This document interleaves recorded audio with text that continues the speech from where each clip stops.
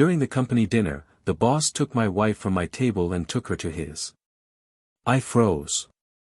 An indigestible mixture of embarrassment and confusion rose in my throat like an impossible lump to swallow. This was not an innocent gesture.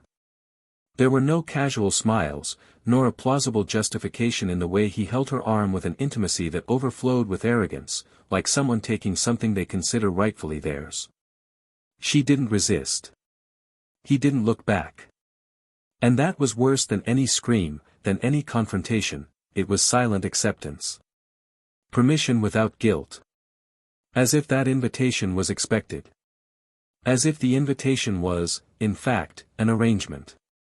I stayed there for seconds that hurt like hours, staring at the empty seat next to me, listening to the laughter that came from his table, and watching her laugh like she hadn't laughed with me in a long time. The entire room seemed complicit. Or accomplice, or blind. But no one reacted. Nobody said anything. The sound of cutlery and glasses clinking drowned out what was, for me, the sound of my world breaking apart. I got up. I walked towards them, like a man walking on his own burning pride. The words came ripping out of my throat. He said what no one would ever expect to hear at a corporate dinner. I announced our divorce. There. In front of everyone. In front of her family, who were also present, as if this were a celebration where I was the only one who didn't know I was being buried alive. Her reaction? Cold. There was no despair, no denial, not even shame. She just looked away. Like someone who knew that moment would come sooner or later. Like someone who had already rehearsed silence. But the boss's eyes, those eyes stared at me as if I were a nuisance, an insignificant obstacle.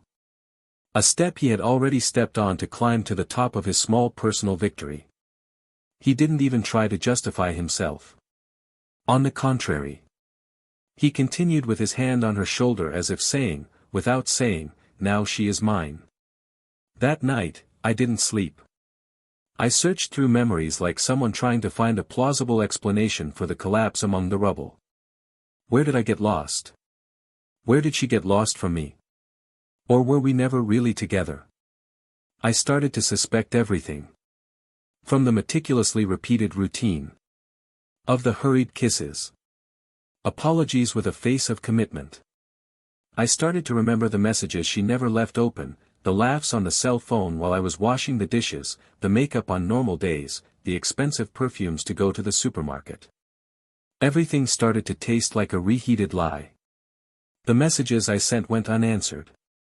Her friends, are gone. Mine, didn't know what to say. Some even had something in their eyes, like someone who knew more than they should.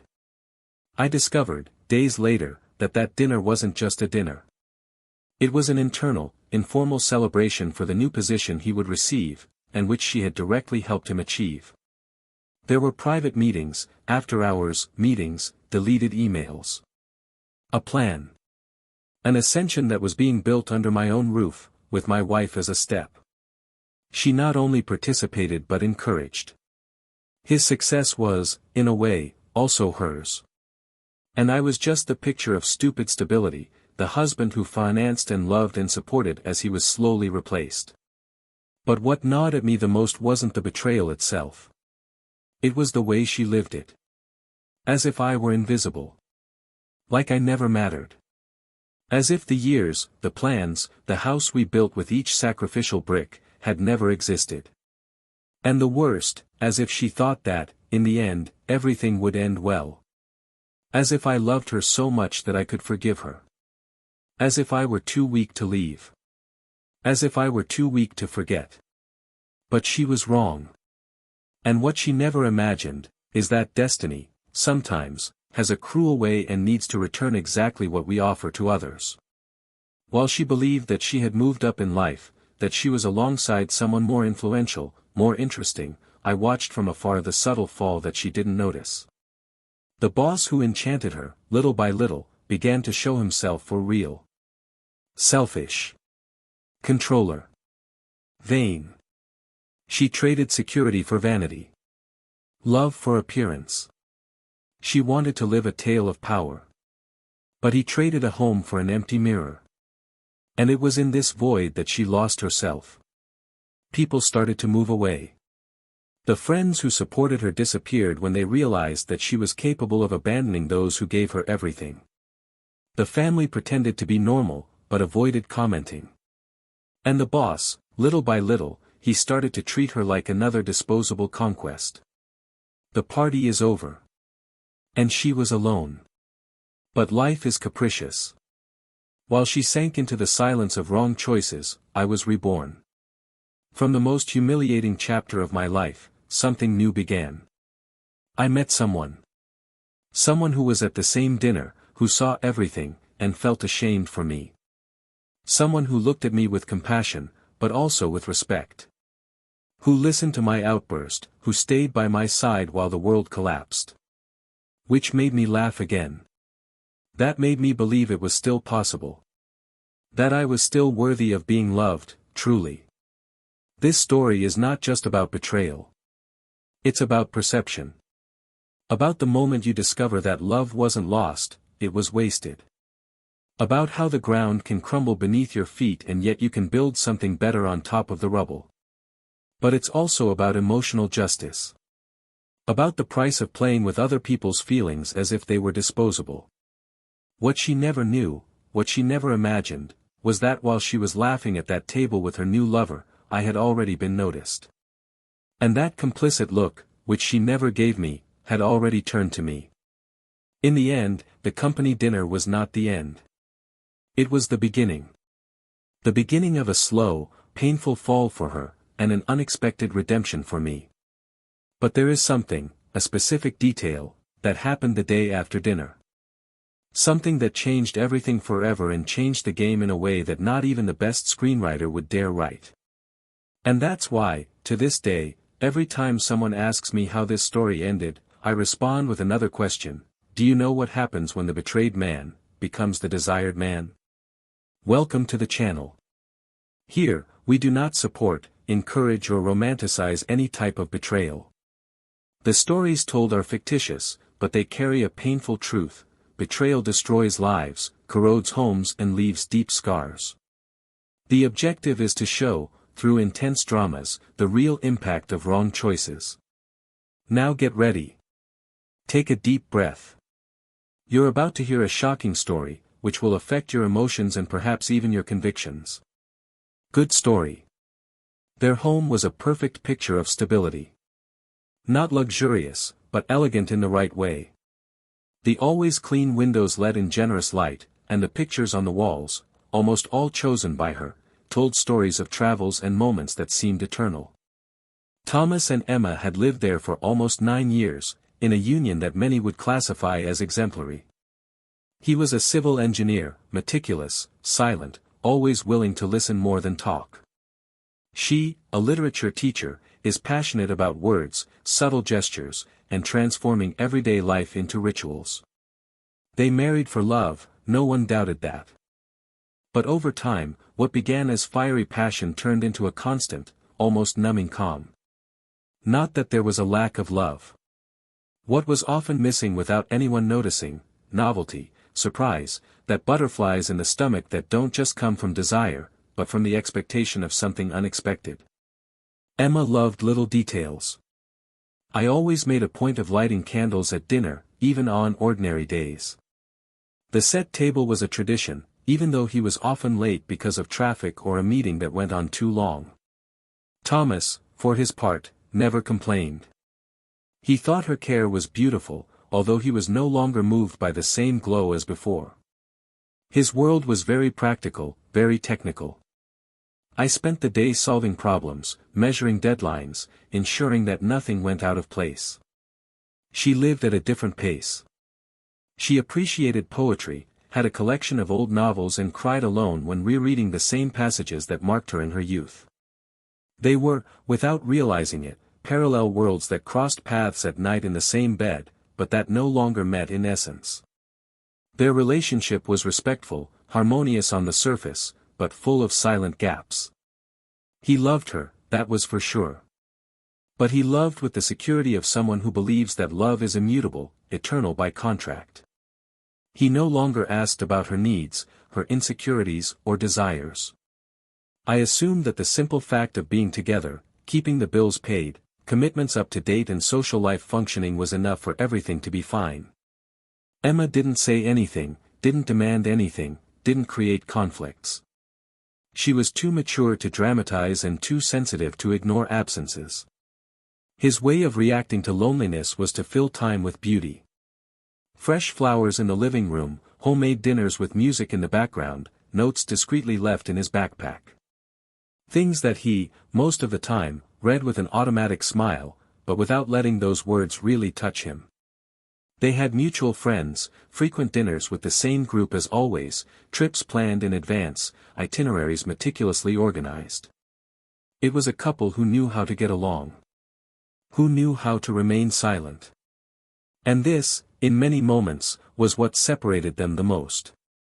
The long silences between one question and another at the end of the day were no longer bothersome, and that was the problem. There was no longer a need to fill spaces, because spaces no longer caused discomfort. They had become the new normal.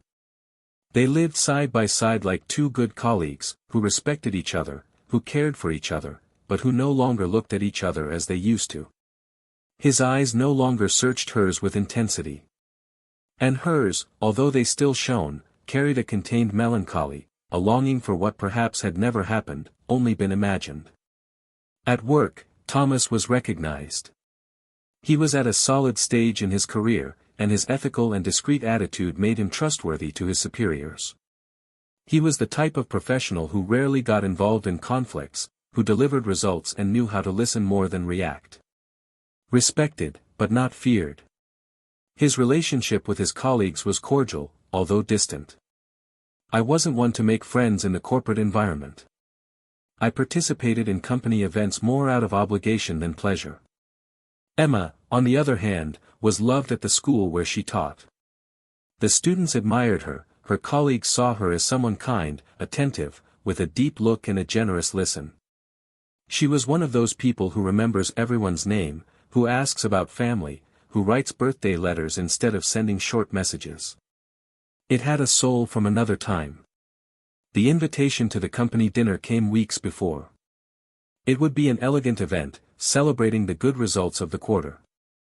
Thomas, as always, didn't want to go. He didn't like parties or social formalities. I would prefer a night at home with a movie and wine. But Emma insisted. She wanted to get out of her routine a little, dress more neatly, go out with him like in the old days. He gave in. He bought a new suit, she chose a dark blue dress that accentuated her eyes, and they went. Along the way, they talked little. He was distracted by his cell phone, answering a last-minute email, and she was watching the city through the window, thinking about how that night could be different if there was more effort in the details. Still, she held his hand in the elevator and smiled, trying to convince herself that just the fact that they were there was a good sign. When they arrived, they were greeted with forced smiles and standard phrases. The ambient music was soft, the room was tastefully decorated and the tables were organized with identification cards. They sat with other of Thomas's colleagues at one of the central tables. Emma tried to strike up a conversation with one of the wives, but the atmosphere was too formal and the atmosphere a little tense. She could tell he was uncomfortable, but maintained her posture. I knew that forcing him to fit in would be useless. During dinner, she mentioned a play she would like to watch, he just nodded, distracted by the papers he had in his inside jacket pocket. She spoke little. Not because he didn't want to, but because he had already gotten used to the silence that came in response. In the background, the company's regional director circulated between the tables, greeting everyone effusively. He was a charismatic man, with a strong presence, and seemed to have a special interest in getting closer to trusted collaborators. Emma watched him discreetly. Not out of fascination, but out of a sincere curiosity of those who seek to understand how people like this manage to dominate spaces. His gaze met hers at one point, and there was a brief exchange, just a nod, a polite greeting. Thomas didn't notice. He was focused on the plate in front of him. A toast was made, applause echoed, and the room was filled with rehearsed laughter. Amidst that polite atmosphere, something began to move imperceptibly. Small interactions, exchanges of glances, phrases that, although common, carried intentions that were difficult to decipher. And yet, that night, nothing extraordinary happened. Nothing that would indicate any imminent crack or rupture. The world, apparently, remained intact. The two returned home in silence. She took off her shoes in the entrance hall, he went upstairs to take a shower. And there they were again, each in their own space, under the same roof, with the same routine as always. The difference, however, was in the small sensations that would grow over time. In the thoughts that would arise in sleepless dawns. In that invisible seed that had been planted, and that would germinate without warning. And it was from that night onwards that the gears began to turn. Slowly. Like a silent clock that keeps time until collapse. After that night at the company dinner, things seemed to be back to normal, at least on the surface. Thomas resumed his routine with the same commitment as always, and Emma maintained her silent rituals that made the house a place of contained beauty. But there was something different about her, an almost imperceptible vibration that manifested itself in subtle gestures, in the glow of a look that returned to her face after years of being gone. He started waking up earlier, spent more time choosing clothes, trying new perfumes, and smiled on his cell phone in a way that Thomas noticed but didn't question. He believed in mutual respect and, more than that, he believed that, after so long together, there was nothing to hide. This confidence that kept him calm was the same one that prevented him from seeing what was unfolding before his eyes. Emma, who had always been restrained, had become more distracted, as if her mind was always occupied with something far away. He noticed, yes, but he attributed it to his busy life, the worries of work, and the natural tiredness of years of living together. The nights became quieter. Dinners still existed, but now with less exchange, less laughter, less us. Thomas didn't realize that the space between them grew every day, while she sank into a new energy that made her insides vibrate. Emma, for the first time in years, felt noticed. Desired. Seen with eyes that looked at her with attention and not with the familiarity of an empty routine. It wasn't love. It was something more basic, more urgent, more dangerous. It was stirred vanity, it was an inflamed ego, it was the pleasure of being the center of attention that she thought was forgotten. And that was enough. I wasn't looking for a future, or romantic fantasies. I was looking for the gift. The now. Confirmation that he was still capable of provoking desire. The call started out unpretentious, the result of a banal exchange of messages after dinner. He, the regional director, had praised her dress, her look, her posture. She thanked him, demurely but flattered. The following days brought new messages. First cordial, then more direct. He knew exactly how to build the game. He alternated charm and respect, provocation and prudence. He knew how far he could go and when to retreat. And Emma, hesitant at first, soon found herself attracted to that flirtation disguised as kindness. He began to respond more quickly, with more enthusiasm, with exclamation marks and emojis that he hadn't used with Thomas for a long time. It made her feel alive. Reborn. Desired by someone who had prestige, charm and a firm voice. The conversations evolved. They became confidences. She began to talk about her silent frustration, how she felt invisible within her own marriage, the absence of surprises, of spontaneous affection. He listened patiently. Validated each complaint. He said she deserved more. That she deserved to be touched as if she were rare. And he said this with the exact intonation of someone who knows they are tearing down a wall that will never be built again. They arranged a meeting. At first, she hesitated. He thought about refusing, about nipping it in the bud. But when he invited her to lunch, just to talk better, she said yes. That day, he wore new clothes. I didn't tell Thomas. She left like someone going to work, but with her heart racing like a teenager. The restaurant was discreet, elegant, away from the known eyes. They talked for hours. She actually laughed. He praised her intelligence, her way of seeing the world, her hands. His touch was light, subtle, but it had a sparking effect. Emma, upon returning home that night, looked at her husband guiltily. But it wasn't enough guilt to stop her. New encounters came. New escapades. New kisses. The touching evolved into caresses, then full nights. She slept with him in hand-picked hotels, where she allowed herself to be someone she no longer remembered what she was like. She returned home more alive, more vain, more distant. Thomas realized that something had changed, but his mind did not seek explanations in betrayal. I preferred to think that Emma was going through an emotional phase. I avoided confrontation. He had never been good at confrontations. He tried to approach in discreet ways. He proposed a dinner out, a short weekend trip. She accepted with a smile, but made excuses on the spot. He said there were commitments, deadlines, tests to correct. He believed. And, little by little, he stopped trying. Meanwhile, the lover gained space. Not just in her time, but in her emotional memory. Emma started comparing everything. The gestures, the looks, the touch. The lover was new, Thomas was routine. Her lover made her laugh, her husband was silent. And although he knew that that path had no future, he continued, like someone running towards the abyss because he no longer knew how to stop. He started leaving clues, even if unintentionally. Messages not deleted, clothes perfumed with different fragrances, poorly justified absences. Thomas started to notice. Something in his instinct, which had always been dormant, began to awaken. He did not confront, but began to observe. He began to notice what he previously ignored. It was then that the second invitation to a company dinner arrived. This time, something different was in the air. The event would be even bigger, more formal, with the presence of the entire board, including wives and husbands. Thomas, upon receiving the invitation, hesitated. He thought about not going. But Emma insisted.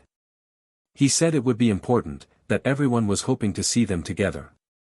And that worried him. Why the sudden excitement? Why the need to show something that, at home, no longer existed? On the night of the event, she dressed to the nines. A long, elegant dress that he had never seen before. Hair tied up delicately, makeup impeccable. Thomas, seeing her go down the stairs, felt something strange. It wasn't desire. It was undocking. As if, suddenly, she was someone from a world he didn't belong to. During the journey, the silence between them was different. She felt light. He is restless. They arrived. They entered hand in hand.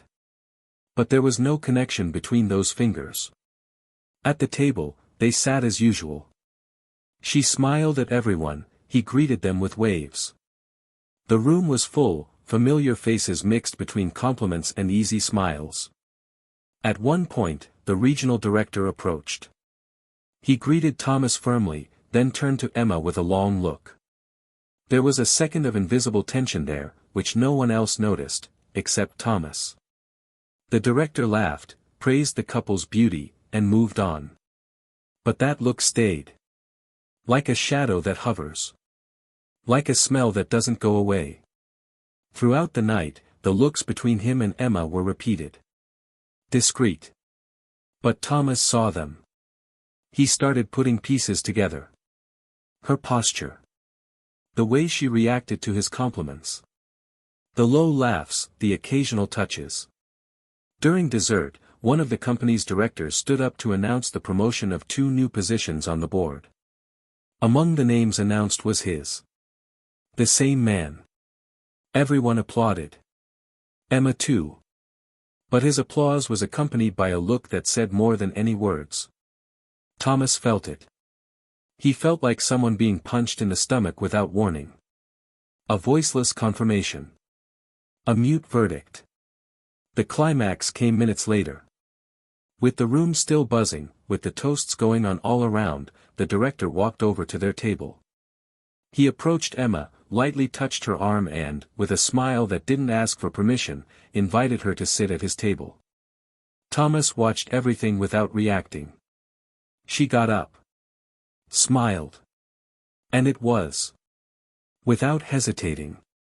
Without looking back. The chair was empty. Her glass still had wine in it. Thomas looked around. The conversations continued. The lights glowed.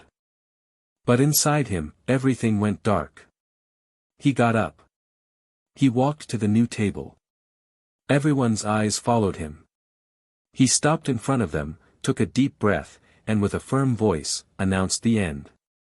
There was no scandal. There was no screaming. Just a piercing silence. A coldness that chilled the spine of those who heard it.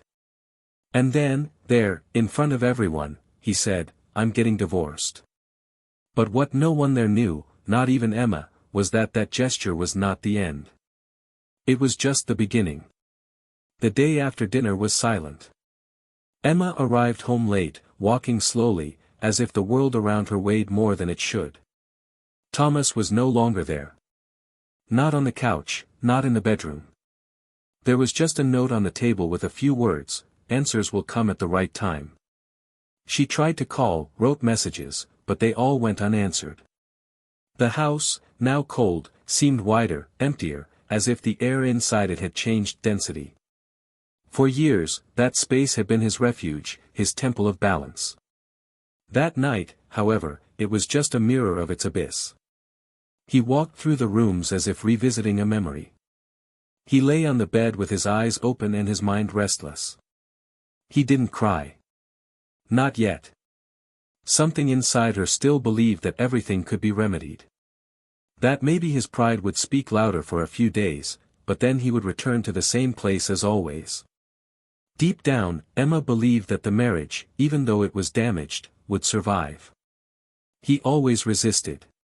But Thomas didn't come back. 2 days passed. Then a week.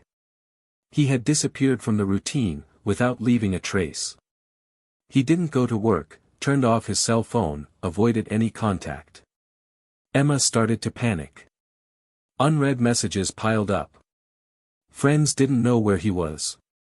His distant family also had no information. That's when she received an email. Address unknown, just one subject, Saturday. 3 p.m., be ready.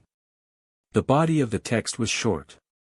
An address, a time, and a sentence that froze her: "You will understand everything you don't already know." Emma hesitated. He didn't respond.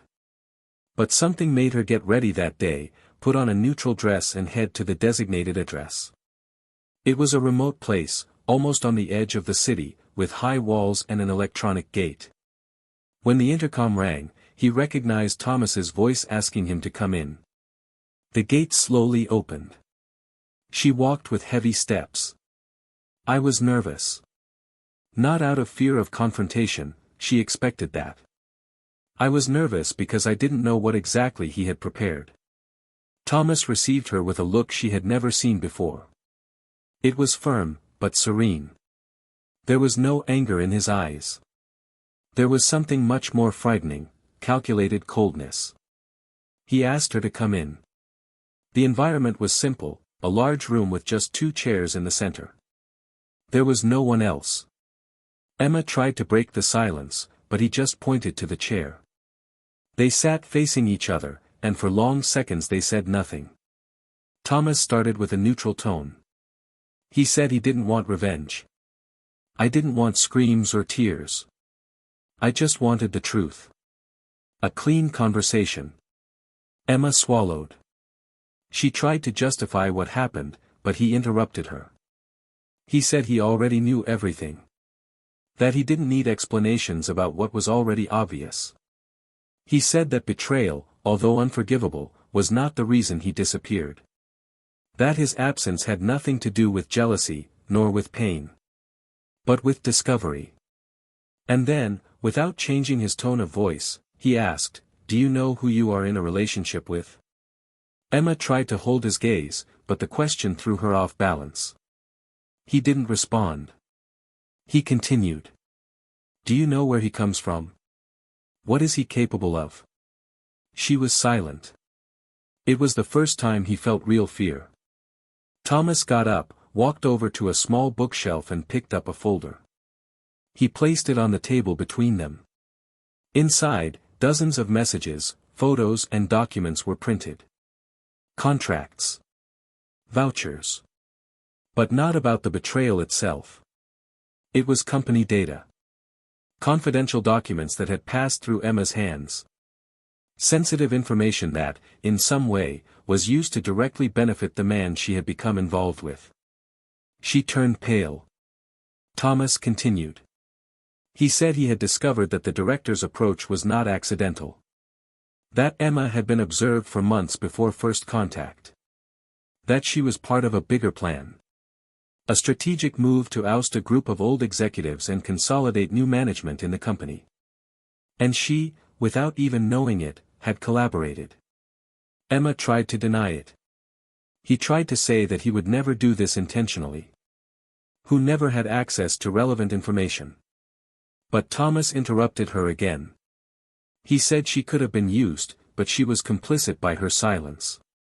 That by engaging with someone within the same power structure, that by commenting on internal processes, she opened doors. She said that some of the documents used in his promotion had originally been written by her at home. That his personal files had been accessed and replicated. And now, everything was under investigation. Thomas had given everything away. I had proof. It had records. But, more than that, he had the empty look of someone who saw love die irreversibly. Emma burst into tears. He tried to defend himself. She said that everything she did was driven by a need, by a desire to be seen. He said he never imagined he was feeding something bigger. But he no longer reacted. He just watched. All the time, with a cruel detachment. When she asked him why he had done all this in silence, why he hadn't shouted, exposed, confronted, he replied, because I needed you to see with your own eyes what you caused. For you to feel the cold of the consequence, not just the heat of the guilt. And then he added, and because someone saw all this happen. And decided to tell me. It was at that moment that a third person entered the room. A woman, dressed soberly, with a firm posture. It took Emma a few seconds to recognize it. It was a colleague from Thomas's work. Someone she had seen at events before, but had never spoken to. Thomas introduced her as the one responsible for helping him collect the evidence.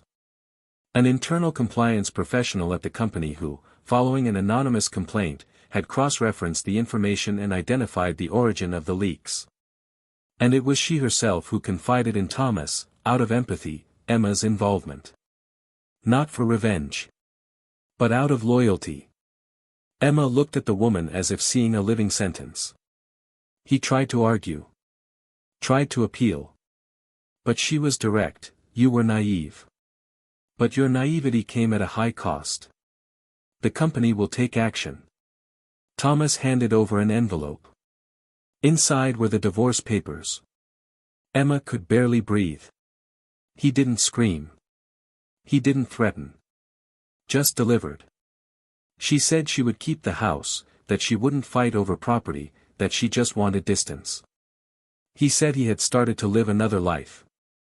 And that, with her, it was over. Emma asked, hoarsely, where he had been all this time. And he replied, with someone who taught me that love and pain should not go together. Emma left without direction. The woman stayed. Thomas didn't say anything else. Just closed the door. And as the sound of the key turned, a new story began, not with Emma, but with someone who was always there. Silent. Pay attention. And he chose the exact moment to turn the game around. Emma left that space with unsteady steps, her eyes fixed on nothing, like someone walking through a silent earthquake. The wind touched her face, but she didn't feel it. The words spoken there echoed with brutality, leaving no room for relief, no room for denial. No matter how hard he tried, he couldn't decide what hurt more, the definitive loss of Thomas or the fact that he was a puppet in a game he never understood. She didn't know where to go. He stopped in the parking lot and stared at the car as if that simple object was now part of a world to which it no longer belonged. He got in, started the engine, but remained motionless for long minutes, as if waiting for some part of his life to reconfigure itself before continuing. That night, he slept poorly. The bed seemed too wide. The silence in the house, once comfortable, now sounded like judgment. In the bedroom mirror, he saw himself smaller. Older. More fragile. It was as if everything he had built up, his image, his morals, his identity, had been toppled with a single push. With each attempt to rationalize the last few months, the mirror became crueler.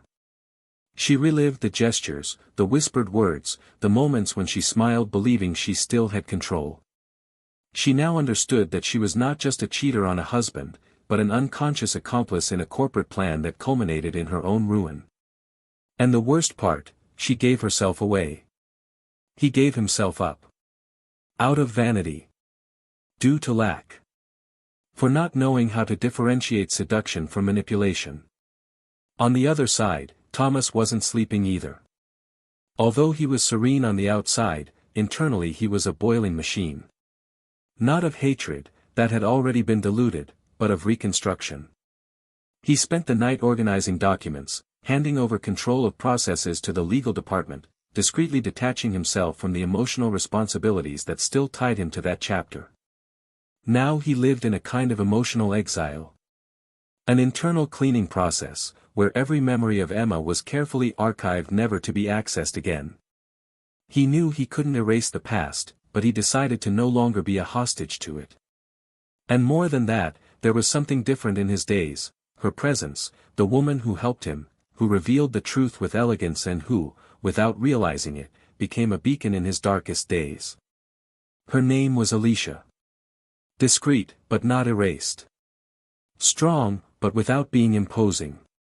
She worked in the company's governance area and was always seen as an exemplary professional. When he approached Thomas, it was not out of personal interest, but out of ethics. Throughout the investigation, however, the conversations took on a different tone. Long evening meetings turned into heartfelt exchanges. Looks that previously sought only clarity began to recognize affection. Thomas allowed himself. Little by little. At first, he resisted. I thought it was too early. But Alicia didn't demand it, she didn't demand it, she was just there. She laughed at his dry jokes, heard his pauses, understood his silences. And, unlike Emma, she didn't see him as a project, but as a companion. One night, while they were organizing the last files on the reporting process, Alicia suggested a break. They went to a small cafe out of the way, with low lighting and the aroma of freshly ground coffee. They sat by the window and, for the first time, didn't talk about work. They talked about childhood, about books, about the mistakes that shape who we are. Thomas said little, as always, but listened a lot. When Alicia told him she had gone through a traumatic divorce years ago, he looked at her differently. Not with pity, but with identification. There, without realizing it, two survivors recognized each other. It was at that moment, in the silence between one sentence and another, that he understood, perhaps it was still possible to start over. Not urgently. Not in a hurry. But truthfully. Meanwhile, Emma desperately searched for a way to repair the damage. He tried to contact the company, asked for a meeting with the board, tried to explain his version.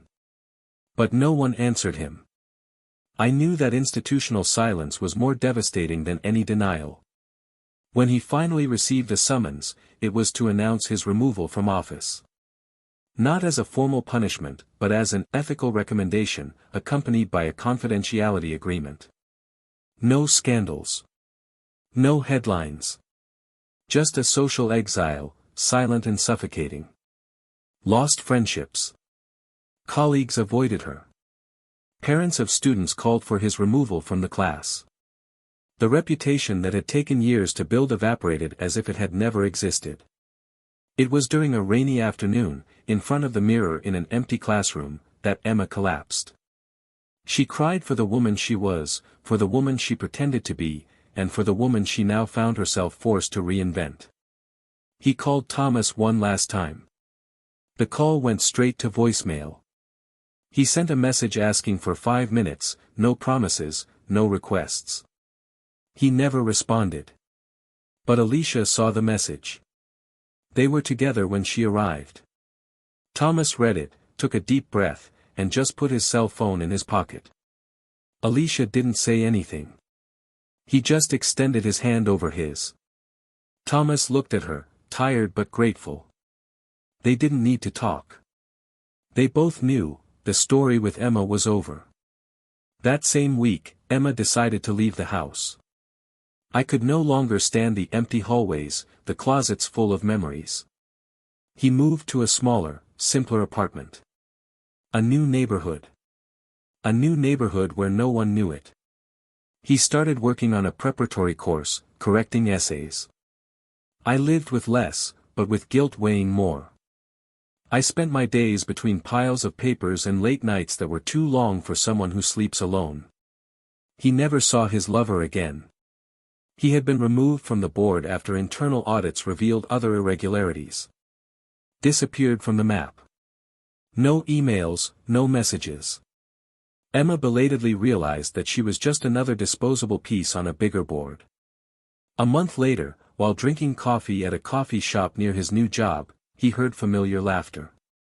He looked up and saw Thomas and Alicia crossing the street. She held his arm naturally, while he, for the first time in a long time, smiled with his entire face. Emma didn't hide. He stood there, staring. Thomas saw her. Their eyes met. But he didn't stop. It didn't deviate. He just kept his pace, like someone who chose to move forward without carrying any traces of the past. And it was at that moment, while the noise of the world continued its flow, that Emma understood that there was no more room for return. Their story would have no twist. There would be no reconciliation, no dramatized forgiveness. There was only reality. She had lost. Not just the husband. But herself. And who she was now, she would need to find out without anyone around to break her fall. That morning, the coffee went cold before her. The hands were shaking. But the face was dry. For the first time, he accepted. Not as defeat. But as a sentence. The story she tried to rewrite with lies ended there. And Thomas, without needing to say a single word, handed him the final page. Emma began to live in a state of suspension, as if everything around her was made of glass and could break with any false move. The days dragged by in a gray cadence, in which time seemed to no longer respond to the clock, but to the weight of his conscience. There was no more laughter in his routine, not even small reliefs. Everything tasted bitter, as if each sip of water carried the taste of what was lost. She spoke little, avoided contact, even distrusted herself. The confidence he once exuded gave way to a hesitant walk, to a look always searching for some explanation that wouldn't come. I was fully aware that I was not a victim, but there was something inescapable about repentance, not the kind of theatrical guilt, but a silent regret, which changes the tone of one's voice, the way one dresses, even the way one sits in a chair. She felt exposed even when she was alone, as if the world was watching her from the inside. In her new work environment, she remained a recluse. Colleagues noticed his excessive seriousness, the way he avoided any personal mention. The coordinator tried to bring up the topic on a few occasions, but she politely diverted the topic. The essays I corrected all seemed to shout truths that I didn't want to hear. Students writing about ethics, responsibility, life choices. As if every sheet on your desk was a veiled sentence. The dilemma that most gnawed at her was the one she couldn't share with anyone. It wasn't just the end of a marriage, but the realization that she had broken with herself. And when that happens, there is no cure for reconciliation. All that remains is to live with what has become. Meanwhile, on the other side of a new life, Thomas lived in rediscovery. It wasn't happiness yet, but there was room for it. I was in transition. Between a past that no longer hurt him and a future that was beginning to be built delicately. Alicia was an important part of that. There were no statements. No promises. Just presence. They began to share moments that required no explanation. Walks at the end of the day, long coffees on Saturday mornings, conversations about small things, which gained value precisely because they didn't require exposed scars. Thomas felt whole not because he got back on his feet quickly, but because he learned to be with someone who didn't demand him as a savior, but as a partner in a new construction. One afternoon, while strolling through a book fair, Alicia stopped him in front of a stand selling old novels. He picked up a used copy of a little-known author and smiled, saying that the book had saved his adolescence. Thomas laughed, asking how such a thin book could save anyone. She responded that it wasn't the size of the book, but the fact that it was given by someone who believed in her. The phrase stayed with him for the rest of the day. Because, deep down, that's what it was all about, someone who believes in you when you can't believe in yourself. Maybe Alicia had done it without realizing it. Maybe that's why he started to see himself with different eyes. For the first time in a long time, he thought he deserved something good. But there was no escaping all the shadows. A dilemma persisted in his mind: how fair was moving on with someone new, when the grief of his previous life still left subtle marks.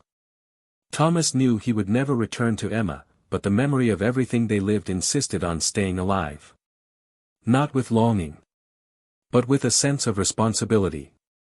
He was afraid of hurting Alicia with the parts of himself that were still rebuilding. One night, at a silent dinner, she looked at him for long seconds before saying, "You are still tied to something that no longer depends on you." Thomas looked down. She didn't say anything else. He just held his hand. He understood that despite the wounds, there was a path there. That new love didn't need to start where the other ended. He could start in a completely different place, without needing to justify himself. Meanwhile, Emma tried to get back in touch with old friends. But many had already taken sides. Most didn't even respond. Social loneliness hit her harder than she expected. However, one autumn day, she was surprised by an unexpected call. The voice on the other end was Helena, her old university friend and one of the few people who had always genuinely admired her. Helena had heard parts of what happened, but wanted to hear Emma's story. They arranged a coffee. Emma hesitated, but accepted. "I needed to talk to someone." At that meeting, she didn't cry. He told everything lucidly. Helena didn't console her with ready-made phrases. Just listened. In the end, he said something that would be recorded: making mistakes doesn't define you. What you're going to do from now on does. It was the first time Emma considered that maybe there was still something in her life that wasn't broken. In the days that followed, Emma began to write. Small texts, without structure. Reflections, fragments of memories, letters that would never be sent. It was a way of emptying thoughts, of organizing chaos. He wrote to Thomas but never sent it. She wrote for herself, for the woman she was, for the woman she wanted to be, and for the woman she could perhaps still become. It was his way of continuing to breathe, even with his chest tight. She also started going to therapy, something she had always put off. In the first sessions, he hardly spoke. But the therapist waited. And when she finally began, the words came like a flood. Meanwhile, Thomas, certain that life was getting back on track, decided to sell the old house. Not because I needed to, but because I wanted to end the cycle with more than silence. When visiting the property one last time, he entered alone. He walked through the rooms with slow steps, running his fingers along the walls and the remaining furniture. He stopped in the living room, where so many conversations ended in silence, and smiled bitterly. He went up to his room and faced the mirror that had reflected two strangers for so long. It was a closing ritual. When he left, he locked the door without looking back. The sale was quick. Young buyers, full of plans. Thomas didn't get involved. He left the procedures with the broker. I knew I couldn't keep any more traces. He cancelled the contract for the car, the furniture, everything that could tie him to a story that no longer belonged to him. It was like a silent but definitive farewell. Emma found out about the sale from a mutual acquaintance. He felt a pinch, but understood that he could no longer place himself at the center of that narrative. She had been the protagonist of her own destruction. Now, I needed to learn to be an extra in the life that Thomas built. It was a bitter but necessary learning experience. The vanity that moved her in the beginning was now a distant memory. His only vanity now was trying to become someone better than he was. Alicia, in turn, accompanied Thomas patiently. She knew that rebuilt love takes time, and she was in no rush. Her own history had taught her that what is done in a hurry dies in fright. What is done carefully flourishes. She didn't demand that Thomas love her like he loved Emma. It demanded only truth. And he offered that. They were far from becoming a new family, but they were already something more than just two survivors. There were two who chose each other out of affinity, out of peace, out of a complicity that didn't shout, but sustained. In the calm before the turn, everything seemed to rest in an unstable balance. As if everyone involved knew something was yet to come. That, no matter how the actions had ended, the impact of the story had yet to find its final beat. Thomas knew this. Emma, too. And Alicia, deep down, hoped that this final beat wouldn't bring back the ghosts they had worked so hard to exorcise. Time, however, always chooses the right time to close the last chapter. And that time was coming. In the middle of a humid and misty morning, Emma decided to return to where it all began, not out of impulse, but out of necessity. She needed to confront the spaces that had become ghosts within her. It was an old neighborhood, full of familiar corners and windows that still held reflections of what it once was. The gate of the house where he lived with Thomas was ajar. The new residents had carried out renovations, changed the garden, painted the walls, but some marks were still there. The stone sidewalk that Thomas had installed with his own hands, the old lemon tree that she had planted and that was now growing out of control. She stood there for a long time on the sidewalk, motionless, not knowing whether to knock, whether to call, whether to just look. The new owner came out, waved politely. She responded with a pale smile and said that she just wanted to see, for a moment, a place where she had been very happy. The man understood. He didn't ask questions. He let her in. Emma walked delicately, as if stepping on memories. Inside the house, everything was different, but the structure still recognized her. It was impossible not to remember the winter nights near the fireplace, the impromptu dinners on the porch, the early mornings when she read books while Thomas slept next to her without knowing that she was crying softly. He leaned against one of the walls in the hallway and closed his eyes, trying to remember the last time he smiled in there without guilt. He felt a sharp pain in his chest. It was different from regret, it was longing for a version of herself that no longer exists. When he left, he thanked the new resident with a silent wave, returned to the car and continued aimlessly through the old streets, as if looking for pieces of himself in places where he no longer belongs. Thomas, for his part, was involved in a new routine. He had started a project with Alicia that involved an NGO aimed at young students in vulnerable situations. It wasn't just work, it was a way to use your technical skills and life experience to create something that had purpose. He dedicated himself diligently, but he did it in a calm manner, without the rush of someone trying to prove something to someone. During one of the workshops, he met a 16-year-old boy named Davi, who reminded him a lot of himself in his youth. Silent, observant, with a look full of unsaid things. They approached little by little. Thomas discovered that Davi was the son of a single mother, who worked as a seamstress and spent the whole day away from home. The boy faced problems at school, not due to lack of ability, but due to lack of interest and lack of male references. In those simple conversations between them, Thomas found himself offering advice he never knew how to give even to himself. He realized that there was something transformative in teaching, in guiding, in being useful beyond one's own suffering. On an afternoon of heavy rain, Davi showed up at the NGO injured. A cut on the eyebrow and a torn t-shirt. He said he had gotten into a fight because of a provocation. Thomas took him to a clinic, helped with his care and took him home. There he met the boy's mother, a tired but firm woman named Juliana. They talked in the kitchen while David took a shower. She thanked him for the support and told us a little about the daily struggle she faced. Thomas listened carefully, respectfully, with the kind of empathy you learn in pain. Juliana offered him coffee and, when he refused, insisted that it was the least she could do for someone who had treated her son with dignity. When he left that night, Thomas didn't feel like a hero. He felt useful.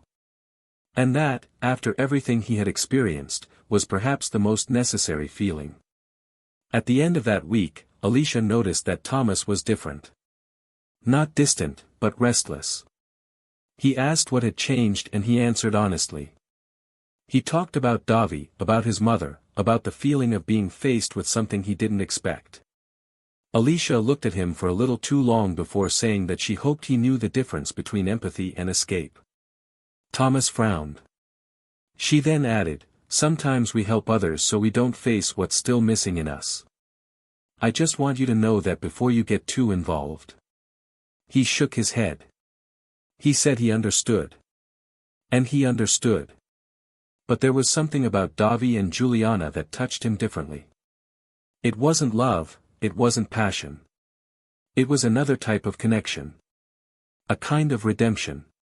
Emma, meanwhile, had been invited by Helena to join a creative writing group that brought together women looking to reconnect with their stories.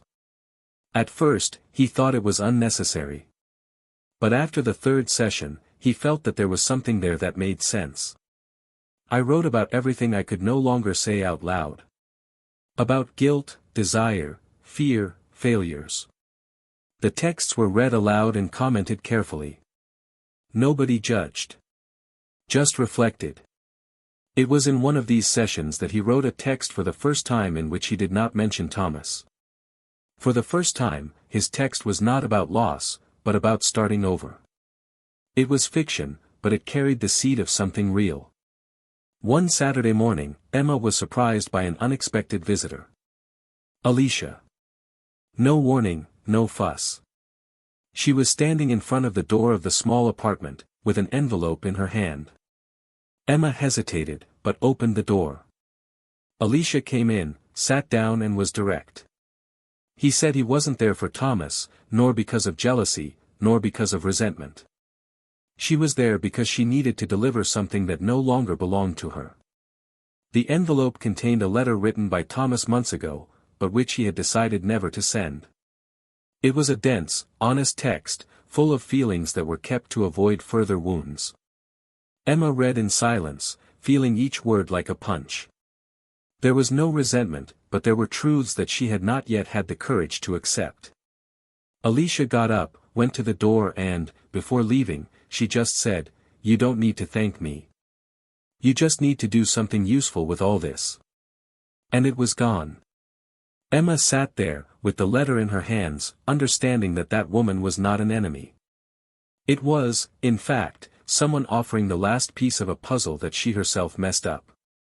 Over the next few days, Emma reread the letter several times. And decided to do something. He sent a letter of his own to Thomas. No requests, no longing, no manipulations. Just a text that talked about repentance and gratitude.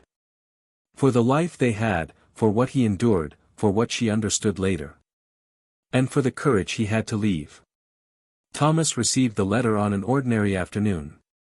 He read it in the silence of the office, then put it at the bottom of the drawer, along with other memories that he chose not to discard, but also not to visit.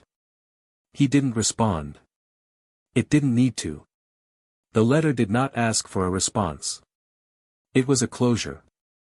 A clean final point, without erasures. And so, each in their own way, they began to occupy their space in the world again. Emma returned to teaching. Thomas continued with the NGO.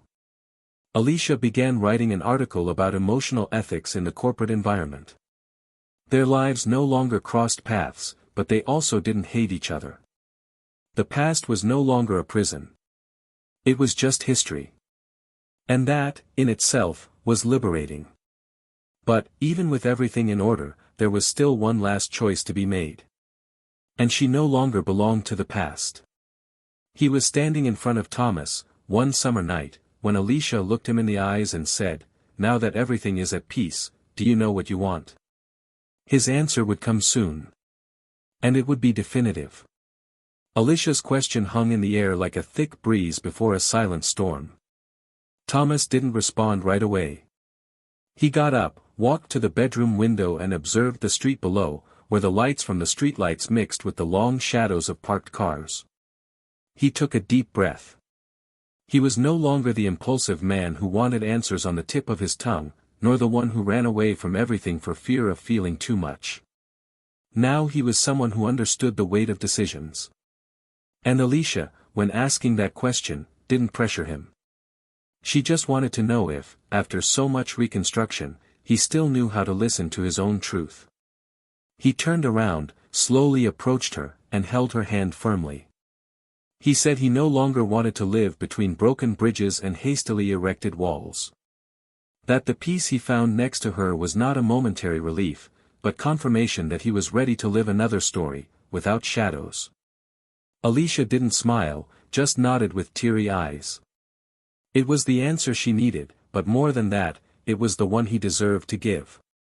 The following months were a new spring for both of them. Without rushing, they built a home based on small gestures, without big plans, but with consistency. Alicia continued her social projects, gained recognition for the research she wrote and was invited to speak at universities on emotional ethics. Thomas remained engaged with his work at the NGO, helping young people find alternatives to violence and abandonment. Davi, the boy he met on one of the most difficult days, was now his intern. He was proud of him as a son who life gave him by merit and not by blood. There was laughter in that house now. There were new plants, spontaneous dinners, books piled on the floor and a silence that didn't hurt. It was there that he felt whole, not because he forgot everything he had experienced, but because he finally knew what to do with it. Emma, in turn, faced a different path.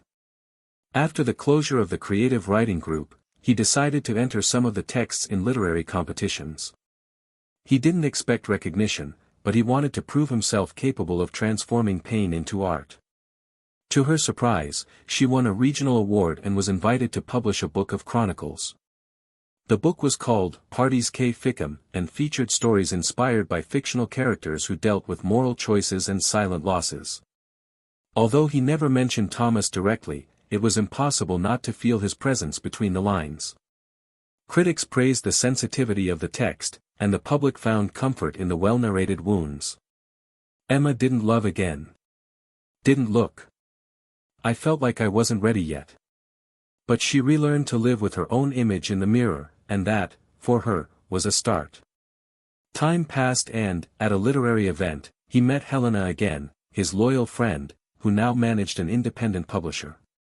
Together, they started a project to offer writing workshops to women experiencing domestic violence. Emma discovered, in this work, a strength she didn't know she had. For the first time, he felt that his story, even with all its flaws, could serve to heal others. Emma's ex-lover, the director she used and then discarded, has disappeared from the circuit. After being fired from the company, he tried to rebuild his career in another region, but internal scandals preceded him. He ended up working as a small business consultant, away from the spotlight he loved so much. His social networks became silent, and his former colleagues avoided mentioning his name. It was erased from institutional memory like a system failure that no one wants to remember. Emma never heard directly from him again, but she learned, from someone far away, that he was living in seclusion, with cases still pending. Deep down, she didn't want revenge. I just wanted him to understand what he caused. But he knew that not everyone has the courage to face their own destruction. Time, as always, did its job. He separated what was no longer useful, healed it without asking permission and put each one in its place. Thomas and Alicia, now in a house closer to the countryside, dedicated part of their days to a small community garden that they had helped to build. The neighborhood kids loved them. Davi was already preparing for the entrance exam with their help, and Thomas, seeing him studying on the balcony, often found himself emotional, in silence, just grateful for having survived the shipwreck and found solid ground again. Alicia, one lazy afternoon, invited him to sit next to her under the porch and read to him an excerpt from some book. Thomas didn't really hear what she was saying, he was distracted by the evening light hitting his face. He realized that, finally, love had become light again. Emma, in turn, was finishing the first class of her workshop for women in a shelter. When she saw those women with worn-out eyes start to write their stories, she felt a small victory blossom within her. At the end of the class, one of them hugged her and said, "Thank you for not judging us." Emma smiled with moist eyes. He felt that, perhaps, his redemption would not come through new love or an unexpected return, but through the courage to transform his pain into a bridge. She started writing letters to herself every Sunday, as a reunion ritual. "I kept them all in a simple cardboard box, as reminders that even when we make bad mistakes, there is still room to rise up with dignity." And so the story closed, not with screams, nor abrupt endings, but with firm decisions, real beginnings and learning that no amount of time can erase. The betrayal that broke hearts also awakened truths that were buried. And, as painful as it was that pain that revealed who everyone really was when everything fell apart. In the end, there was no return to the starting point. There was evolution. There was rebirth. Because sometimes, losing is the only way to gain something that makes sense. If you've made it this far, tell me in the comments, what did you think of this story? What part did you see yourself in? What was the decision that impacted you the most? Take the opportunity to subscribe to the channel and activate notifications to follow stories as intense as this one. Remembering that here we do not support any kind of betrayal, all the stories are fictional, but they carry deep emotional truths that show how one wrong choice can ruin entire lives. Until the next story.